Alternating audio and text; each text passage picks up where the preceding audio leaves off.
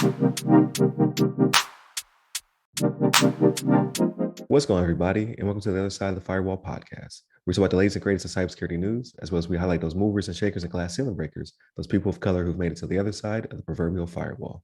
My name is Ryan Williams, and as always, I'm joined by Shannon Tynes. What's up? What's up? And LeVon Maynard will return. It's like the end credit to to a Marvel flick. LeVon Maynard will return, but he's not here this week. He should be back next week. Definitely continue to tune in or tune back into us. So Monday and Tuesday are topics.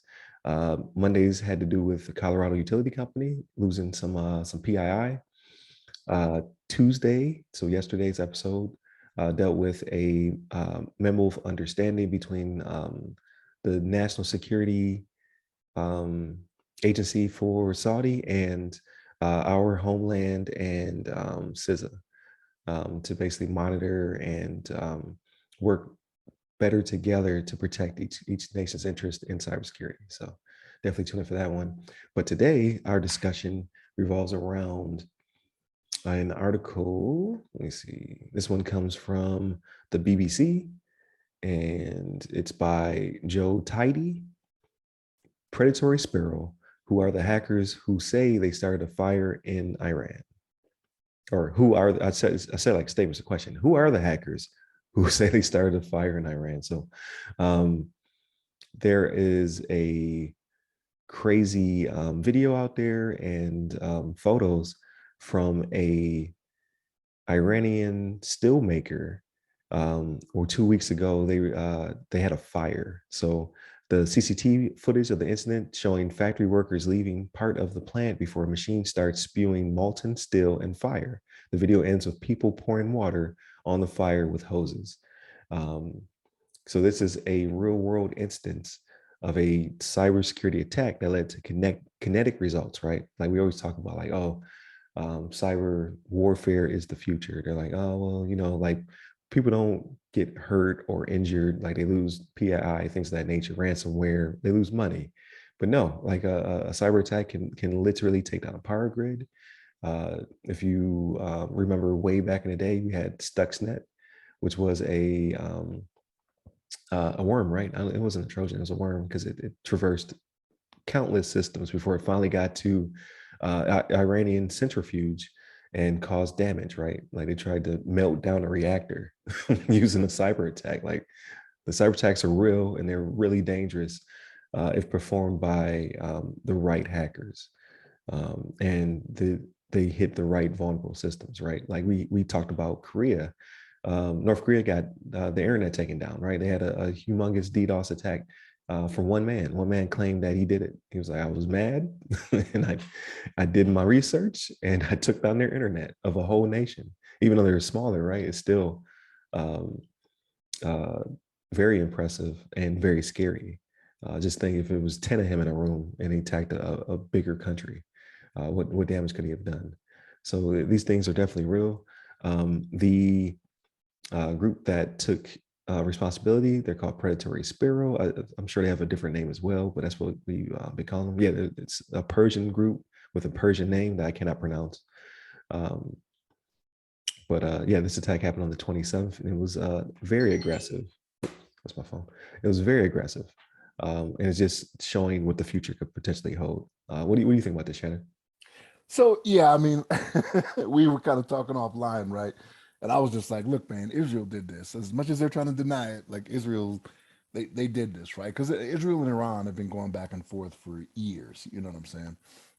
Just like with Stuxnet, right? Like they didn't really come out and say, yeah, we did it, but like there were so many things pointing to Israel did this when it came to Stuxnet. But like even in Israel, they got media reports, right? Like so, their defense minister Benny Gantz ordered an investigation into the leaks, right? Because they got Israeli journalists over there that are heavily hinting that Israel's behind the hack, right? So you Right. got your own media, like, yeah, we did that. You know what I mean? So they're trying to be like, whoa, we're not claiming this, right? But it's kind of like it's kind of like a throwaway type thing, like, nah, we didn't do it, you know, and then they smirk as they walk away, you know what I mean? Nah, Right. that's then but yeah, this is one of those things where now something I will say about this, right, and something they actually point out in the article is that they did make sure the area was clear. So it seems to me like it wasn't just that they did they penetrated to perform the action of dumping the molten steel or whatever. They actually made sure the area was clear before it happened.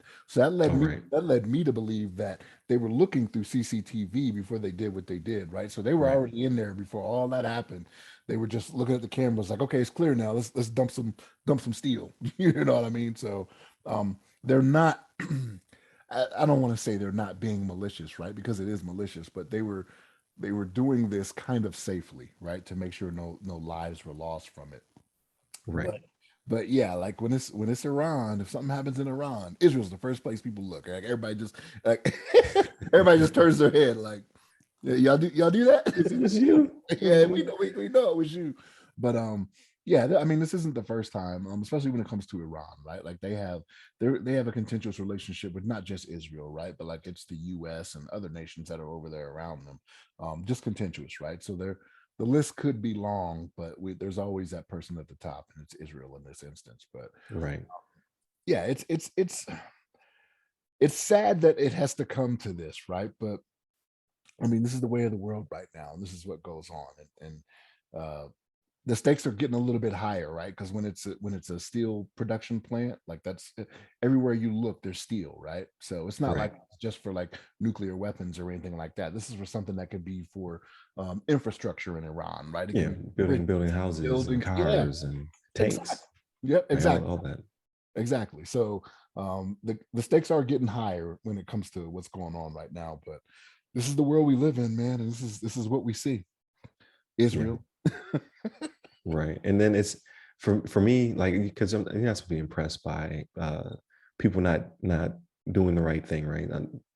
But it's the amount of probably effort and dedication. Like we have to figure out what kind of machinery are they using in the steel mill.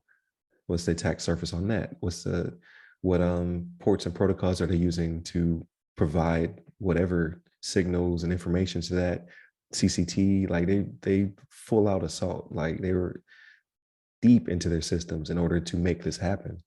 Um, it's very impressive, the amount of reconnaissance that it would take to get there, right? The miter kill chain, like they all that stuff. Um, and just the people on the red side just seem to be just that much further ahead, right? Like that because it's fun. It's you know what I mean, it provides results, it get instant gratification. The protection of it's hard, like to figure out like how to stop that from happening is in my opinion much more difficult. um, and the practice of keeping it up because things are always changing. So like I don't know, like red team wins on this one again. So, Like you said, red team is the fun, right? Nobody wants to be blue team. Everybody wants to be red. Like right, no, you got to worry about us, right? Like I don't have to worry about you. You know what I mean? So right. But yeah, crazy article. I suggest if you not have not seen it already, go check it out. It was all over my timeline, so it was a no brainer for this week. But yeah, real world results from a cyber attack. So um, this is a warning, right? It can happen to any nation, any facility if you're not properly protected. So definitely plug those holes, right? Deny those protocols, all that good stuff. But um, so again, Monday, Tuesday are topics, Wednesday's discussion. Please tune in for Friday's episode where we talk about all the stuff. We try to catch up on all the things that we've been doing over the past couple of weeks. And like, share, subscribe. If you can, please leave us comments. I'm starting to see comments rolling to YouTube. Always get comments on LinkedIn, so we definitely like that. Hit up all of our socials that go by our name. You can hit me up personally. I'm at RyRy Security Guy. That's RYRY Security Guy. I am on Clubhouse, LinkedIn, Twitter, and TikTok. And LeVon is LeVon Maynard at Twitter. So stay safe, stay secure.